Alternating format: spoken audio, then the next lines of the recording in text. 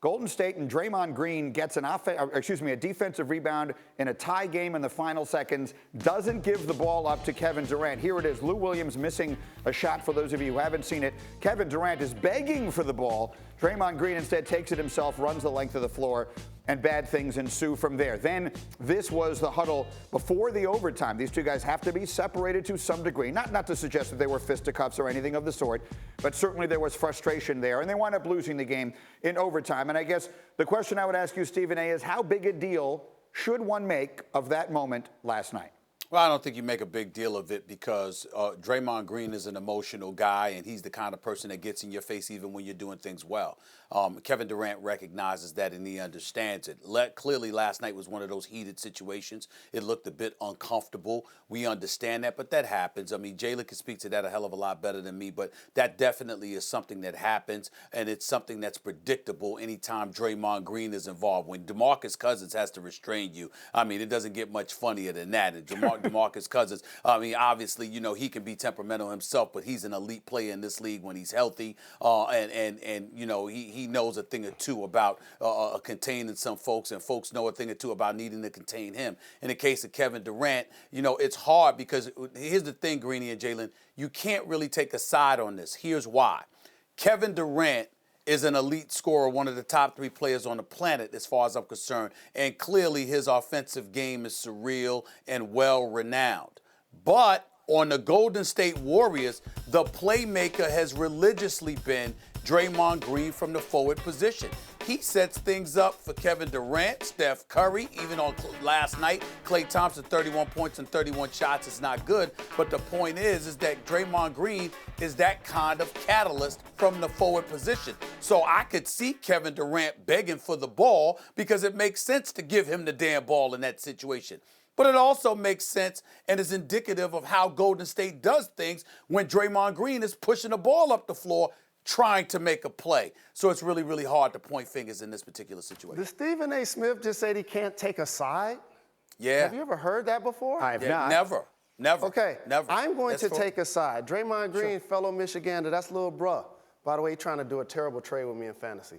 With that being said, you have to give the ball to Kevin Durant. Okay? No question about it. The signature play for KD once he joined the Golden State Warriors, and you were in the building, Stephen A., is when he dribbled up the left side at Cleveland and he shot down LeBron James from 35 feet and made a 3. That's a signature play for him. And when you have the basketball in the backcourt and it's 6 seconds to go, you can't, as Draymond Green, advance the ball, get across half court, and then turn it over and not get a shot attempt. What it really also shows is the vulnerability of the Golden State Warriors without Steph Curry. I know, Greeny, you feel like they've ruined basketball, but when he doesn't play, they lose 40%. They lose 60% of the time that he's not on the floor. Well, so Jalen, Draymond had missed a couple of games due to a foot injury. He returned to the lineup. They struggled without him. In this instance, it was just him trying to do too much. If that situation arose again, this is why I'm taking the side. He 100% gives the ball to Steph or to KD. But see, that's where I'm asking the question. I'm not even debating it with you here. I'm asking the question. My issue is where Kevin Durant was calling for the ball for. Had they already been past half court, then there's no question. I would be like, Draymond Green, what the hell are you doing? You give the ball to Kevin Durant.